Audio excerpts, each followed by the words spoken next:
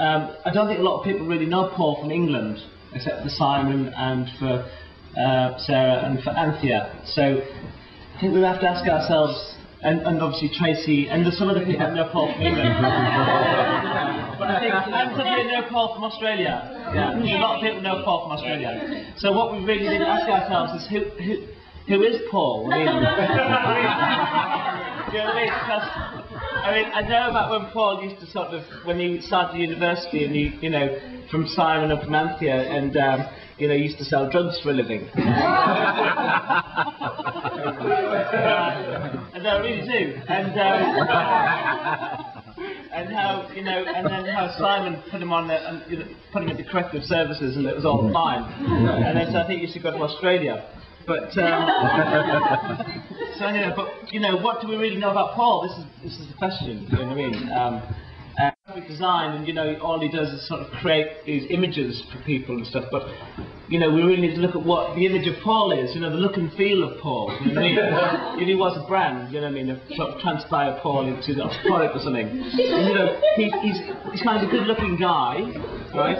And he's got a great kind of. Yeah, he's a good-looking guy, and he's kind of got this great posture. You know, he stands there in his suit. You know, he's like something from a Victorian novel. You know what I mean? It's great. Always turns out really well, and he's quite stoic. You never see Paul flustered. Paul was there with his chin up in the air. You know what I mean? And you know, he's got this kind of strong chin. You know what I mean? And he's got this. He's calm and he's smart. And he's quite dapper. You know what I mean? Dapper. So what I'm thinking about is, if Paul were a product, what would he be? You know, would he be a bit of sort of Ann Summers underwear? Yeah. Would he be a well-cut suit?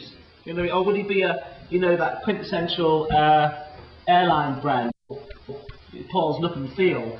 And I think that if Paul were to be a product, you know, considering has anyone been on his boat recently? No. I mean, I know the boat's kind of, you know, he's getting there, but I think if Paul were a product, he would be a hand-built sailing boat.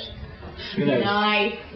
beautiful hand-built sailing boat. You know, the one that everybody wants to own, but you don't really know how you get it. And stop it. No, seriously, come on. And you know, it'd be one of those things that you'd want to own. It would be kind of stylish, classy. It'd be well constructed. It'd be very individualistic. It would be appealing to the eye. It would be very noticeable, and also it'd be something that people would want to sit on. But we won't get hung up on Paul as a product or as a brand, because really where Paul's forte lies is in his sportsmanship. Because I don't know how many people here have played sport against Paul, or wish they could have beaten him in the sport. So that's quite a lot of people. You know what I mean? So Paul, when he plays tennis, you know, he's got an angle, he's got an eye, and when he plays football, you know, he's there, you know, he's eager. And when he plays squash, I've never played him against squash, apparently he's quite good at squash. Not that good. Liam. Liam once, I think. Roger. Squash, yeah. And recently, and also when he plays pool and table tennis, and also when he plays chess as well, because Paul's got this good mind going on here. So, Mind. But the thing is about Paul is that Paul, whilst he sets out to win, but he doesn't really set out to win with himself. He sets out to master his own game, which is a really nice thing. You know, you can play tennis or football or chess against him, and you know, ultimately you don't lose the game, but Paul wins the game because he always wants to do the best, and it's a really nice quality because he actually teaches you something about yourself and your own failings in concentration or whatever. But Paul always gets there. And the thing is about Paul, despite having sort of 2 left feet, on, you know, when he plays football, and apart from you know, losing his queen very early in a game of chess, which he does, because he does make mistakes occasionally, he's a very hard man to beat at anything.